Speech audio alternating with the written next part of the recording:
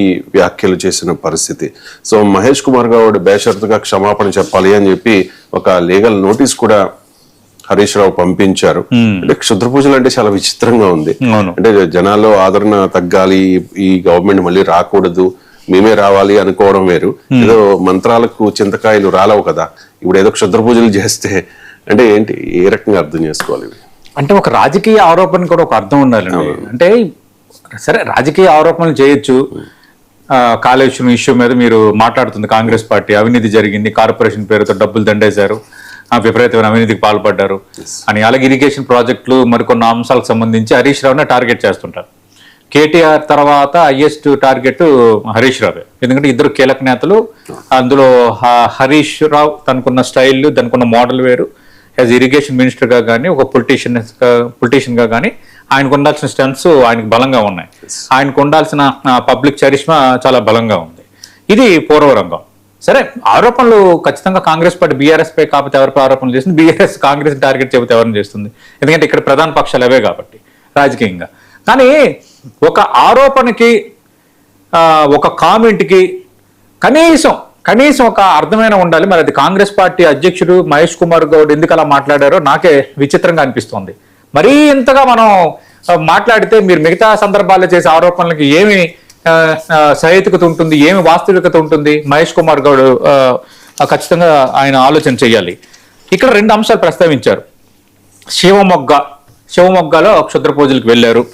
రెండోది ఏంటి, కొల్లూరు, షిమోగాలో కొల్లూరు అనే టెంపుల్ ఉంది. కొల్లూరులో ఆ టెంపుల్కి సంబంధించి ఆయన వీటికి క్షుద్ర పూజలు చేయడానికి వెళ్ళారు. దేనికి వెళ్ళారంటే ఆ క్షుద్ర పూజలు కూడా దేనికోసం అంటే ప్రభుత్వాన్ని కూల్చేయాలన్నాడు. అంటే క్షుద్ర పూజలు చేస్తే ప్రభుత్వం పడిపోద్దా?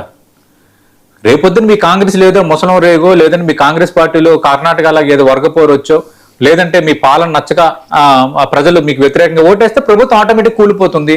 ప్రజలు మీరు కావాలని గెలుచుకుంటే ఖచ్చితంగా మీ ప్రభుత్వం నిలుస్తుంది. ఇది ప్రజాస్వామ్యంలో ప్రజలే న్యాయ నిర్ణేతలండి. క్షుద్ర పూజలతోనే ప్రభుత్వాలు పడిపోతాయా? క్షుద్ర పూజలతోనే ప్రభుత్వాలు అధికారంలోకి వచ్చేస్తాయా? చూపించండి, ఒక్క ఎగ్జాంపుల్ చూపించండి. మహేష్ కుమార్ గౌడ్ గారు, మీరు నాకు స్నేహితుడే, నేను మీకు సవాల్ విసురుతున్నా. సరే, హరీష్ రావు ఆరోపణలు పక్కన పెడదాం. క్షుద్ర పూజలు చేయటం వల్ల ఒక ప్రభుత్వం కూలిపోవడం, క్షుద్ర పూజలు చేయటం వల్ల ఒక ప్రభుత్వం అధికారంలో రావటం ఎక్కడైనా జరిగిందా భారతదేశంలో? దీనికి సంబంధించి నేను దేనికైనా రెడీ మహేష్ కుమార్ గౌడ్తో. సవాలే ఒక రకంగా ఇది. ఎక్కడ జరిగిందా? అలా జరుగుతుందా? ఏ ప్రభుత్వాలు ఉన్నా, ఏ ప్రభుత్వాలు పడిపోయినా, ఏ ప్రభుత్వాలు అధికారంలోకి వచ్చినా కేవలం ప్రజల వల్లే, మీ పార్టీ విధానాల వల్ల, మీ పార్టీల పాలన వల్లే. బీఆర్ఎస్ 2 సార్లు గెలిచినా, బీఆర్ఎస్ 3వ సారి ఓడిపోయినా ప్రజా తీర్పే. మీరు కాంగ్రెస్ 2 సార్లు ఓడిపోయి 3వ సారి గెలిచినా తెలంగాణ ఏర్పడిన తర్వాత అది ప్రజా తీర్పే. ప్రజా తీర్పును దయచేసి అపహాస్యం చేయొద్దు. ప్రజా తీర్పును అపహాస్యం చేయొద్దు. క్షుద్ర పూజలతోనే ప్రభుత్వాలు పడిపోతాయి అంటే ప్రజలు వెర్రోళ్ళ, అంటే ఓటర్లు వెర్రోళ్ళ? ఇదే వ్యాఖ్యలో నాకైతే కొంచెం కామెడీగా అనిపిస్తున్నాయి. రెండోది ఇక్కడ చెప్పాలి, శివమొగ్గ ప్రాంతం అనేది ఆది గురు శంకరాచార్యులు నడియాడిన పవిత్రమైన ప్రాంతం. 2 ముగ్గురమ్మల మూల స్వరూపునైన మూకాంబికా దేవి దేవాలయం ఇది ఎక్కడుంది? షిమోగాకు సమీపంలో ఉన్న కొల్లూరులో ఉంది. ఇక్కడికి వెళ్ళి క్షుద్ర పూజలు చేశారనేది వీళ్ళ ఆరోపణ. కానీ ఇక్కడ ఏంటంటే విచిత్రం, మనకి రకరకాలుగా చాలా కామెంట్స్ చేశారు. అరుంధతిలో పశుపతి పాత్ర తరహాలో విచిత్ర శక్తుల కోసం క్రూరమైన పూజలు చేస్తున్నారని. ఇది కొంచెం మరీ ఇదిగా ఉంది. అంటే ఒక విమర్శలకి ఒక సహేతుకత ఉండాలి. నిజంగా హరీష్ రావుకి సంబంధించి మీరేమైనా ఆరోపణలు గతంలో కూడా మాట్లాడుతున్నారు కదా, ఆరోపణలు చేయండి.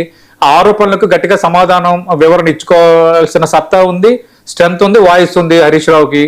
నేను హరీష్ రావు ఆయన్ని నేను వెనక్కి రావట్లేదు, కానీ మీరు చేస్తున్న ఆరోపణల్లో సహేతుకత అసలు ఏంటది? క్షుద్ర పూజలు అంటే ఏంటి? అసలు ఎంత కామెడీగా అనిపిస్తుందంటే చాలా విచిత్రంగా ఉంది. దానికి సంబంధించి ఇప్పటికే హరీష్ రావు లీగల్ నోటీస్ కూడా పంపించారు మహేష్ కుమార్ గౌడ్కి. దీనిపై బహిరంగ క్షమాపణ చెప్పాలని కోరారు. తన ప్రతిష్టకు దెబ్బతీసేలా తప్పుడు వ్యాఖ్యలు చేస్తున్నారని కూడా కోరారు. రెండోది, నాకు తెలిసినంత వరకు హరీష్ రావు ఒక రకంగా ఆయన భక్తుడు కూడా. కొంచెం ఆయనకి కంపారిటివ్లీ బీఆర్ఎస్ నేతల్లో కేసీఆర్ కూడా కొంచెం వీరభక్తుడు ఆయన. మనకు తెలుసు చాలా సందర్భాల్లో హోమాలు ఇవన్నీ చేస్తుంటారు.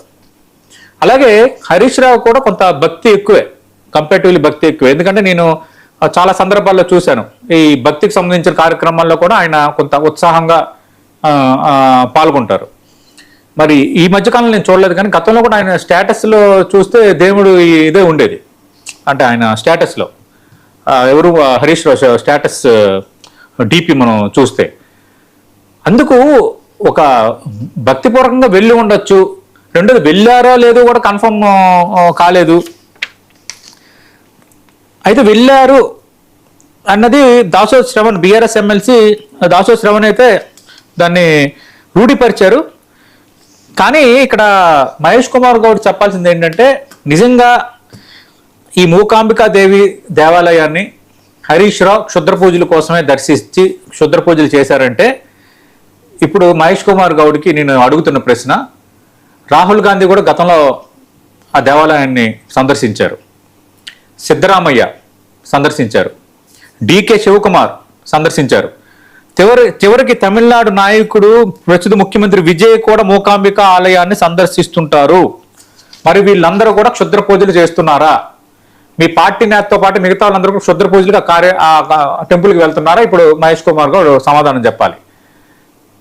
ఇది కొంత విచిత్రంగానే ఉంది. ఆరోపణలు ప్రత్యారోపణలు రాజకీయ పార్టీల్లో కామను, కానీ ఇంతగా అంటే బరి తెగించారని అనలేను, కానీ ఇంతగా మనం పరిధి దాటి, మీరు ఒక జాతీయ పార్టీకి అధ్యక్షుడిగా ఉన్నారు, అధికారంలో ఉన్న పార్టీకి అధ్యక్షుడిగా ఉన్నారు, ఈ తరహా ఆరోపణ చేయటం అనేది కొంచెం విచిత్రమే. మరి హరీష్ రావు పంపించిన లీగల్ నోటీస్కి మహేష్ కుమార్ కూడా ఏం సమాధానం చెప్తారనేది ఆసక్తికరం. ఇక అంతర్జాతీయ వ్యవహారాల విషయానికి వస్తే, బలూచిస్తాన్ ఎప్పటి నుంచో పాకిస్తాన్ నుంచి స్వతంత్రం కోరుకుంటోంది.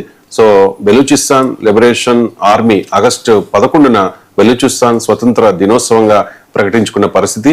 సతీష్ గారు, ఇప్పుడు స్వతంత్రం వచ్చేసినట్టుగా ప్రకటించుకుంది, ఆగస్టు 11 స్వతంత్ర దినోత్సవంగా కూడా ప్రకటించుకుంది. ప్రపంచం గుర్తింపు కావాలి. ఇప్పటి వరకు ఏ దేశము కూడా బెలూచిస్తాన్ని ప్రత్యేక దేశంగా, పాకిస్తాన్ నుంచి సెపరేట్ కంట్రీగా గుర్తించలేదు. గుర్తించే అవకాశం